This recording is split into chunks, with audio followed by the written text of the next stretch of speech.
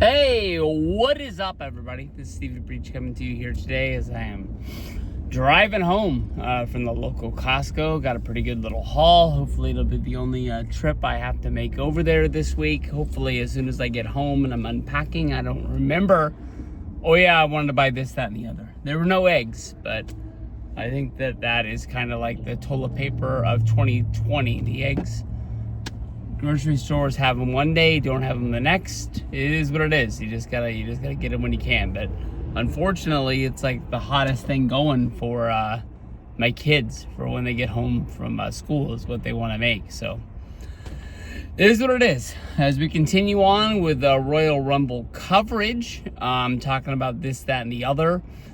The Rock, man, I really thought this was going to be the year of The Rock winning the Royal Rumble, going to WrestleMania.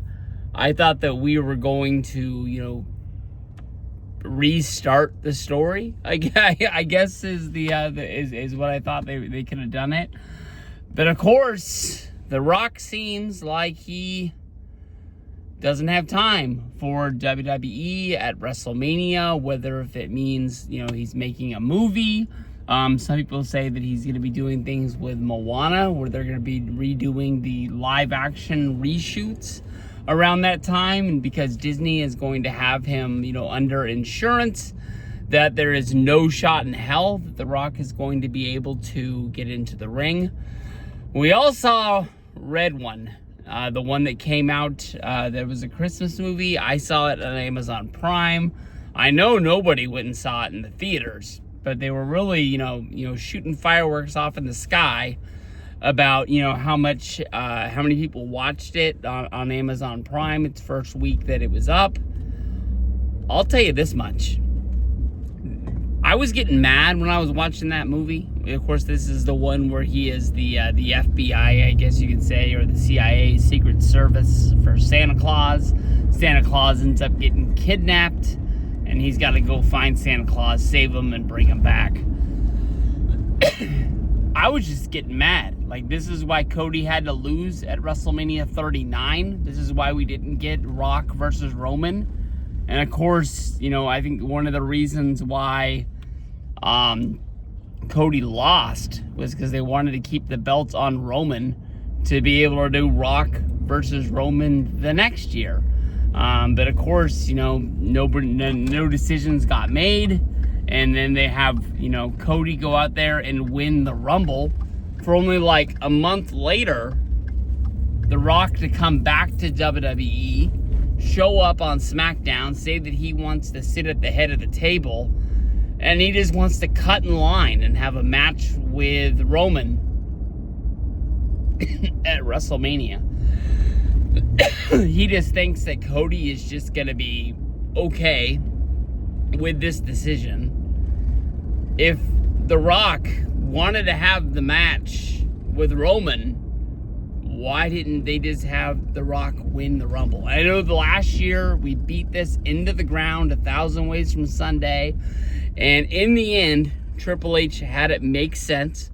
They set up a double main event Saturday and Sunday night involving Drew McIntyre, Seth Rollins, making them bigger stars in the long run, with Seth's joining up with Cody to wrestle against The Rock and Roman. Rock and Roman were fighting, of course, to have their own match at WrestleMania. I don't know why the stipulation wasn't if Rock and Roman won, they got to have their match the next night, which could have had Cody and Seth win their match. But I don't know. A lot of me thinks Triple H knows what's going on. Triple H knows what he wants in WWE. And every once in a while, The Rock just comes in and says, hey, this is what I'm doing. He doesn't care what Triple H's plans are. He doesn't care what the current direction for WWE is. The Rock just comes in. Basically, he doesn't rewrite the show. He rewrites himself into the story. And he doesn't care what this does to anybody else. How is it going to make any sense in the world that Cody Rhodes wins the Rumble and just says, yeah, go ahead and have my match? Which was like the best part of the whole story to me, is like Rock and Roman are setting up this match that at the time nobody wants to see. Everybody wants like to, say, we want Cody, we want Cody. It makes him the strongest babyface that they've had in the company since Cena. But Cody still has that chip in his pocket and just like, I'll fight you at WrestleMania. And Rock and Roman were left there like with their pants down, basically being like, oh shit, we didn't really think that was coming. I still really don't know what the plan was. But this year, of course, after WrestleMania, we had the setup for the match with Rock and Cody in the ring on the Raw after WrestleMania.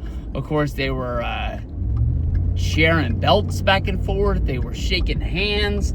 Rock was whispering in his ear that he was putting something in his hand. And then, of course, the whole bad blood thing. I just basically thought The Rock was coming back at WrestleMania, and we were going to have Rock versus Cody. I'm not going to say that was the only reason why I wanted to go to WrestleMania, but I really thought we were getting a match that we were going to remember for a long time, that was going to be really meaningful.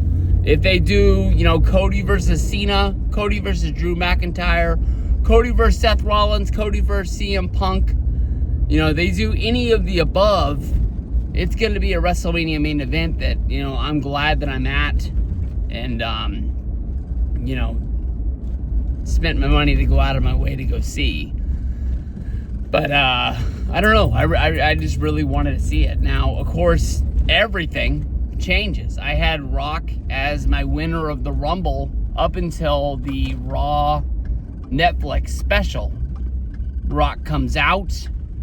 He plays babyface Rock. It was almost like we saw Dwayne Johnson out there instead of The Rock as like the board member. And he was doing all the right things. He was saying thank you to Netflix. He was, putting the camera on them up in the box. And they were holding the WWF Championship. And match made in heaven. And I was like, that was weird. That was really, really weird. And then I was like, well, maybe that was Dwayne. And maybe we'll see Rock again. And that's why they had Rock come out first. Which was really weird, because they basically had two openings to Raw, because Triple H had already been out there. So then they immediately go to Solo versus Roman, and then Roman wins, and then The Rock comes out during his celebration, and they have a whole deal with patting him on the back and saying how good of a champion he is, and how he is the real tribal chief, and he has the Ulafala again. And I just kept looking, like, is Rock setting something up for Roman? I don't know. I'm wondering if maybe, The Rock is trying to play off Mr. Good Guy, so nobody is really looking in his direction. And maybe he has, like, the ultimate switcheroo come Royal Rumble, where, he just comes out. He gives himself number 31 in the Rumble.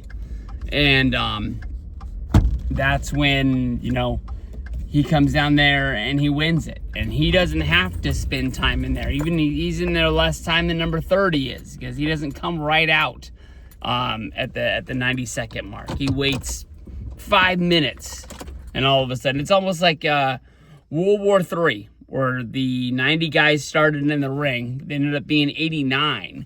And then once they got down to like the final 4, Hollywood Hogan just comes out of the back, inserts himself into the match like it's no big deal. He ends up not winning it. That's, of course, the one where Kevin Nash rappels down from the ring looking like he's Sting, scared in the NWO. Hogan eliminates himself. That sets up Scott Hall to get the win. And then, of course, that becomes an angle down the road that Scott's supposed to get a main event match and a pay-per-view against Sting, but Hollywood Hogan keeps cutting in line. And that's kind of like where the Wolfpack split comes from down the road, because why is Hogan holding all of his own guys down? They've kind of all supported Hogan the whole time, and now all of a sudden it's the last one. But I I don't know. I mean, that's a real drastic thing to hope for. I'm still holding it in the back of my mind. It's not one I'm putting money down on in Vegas saying The Rock is going to win the Rumble. He definitely had 100% of my picks before then. But we'll have to see. I mean, another year down the road.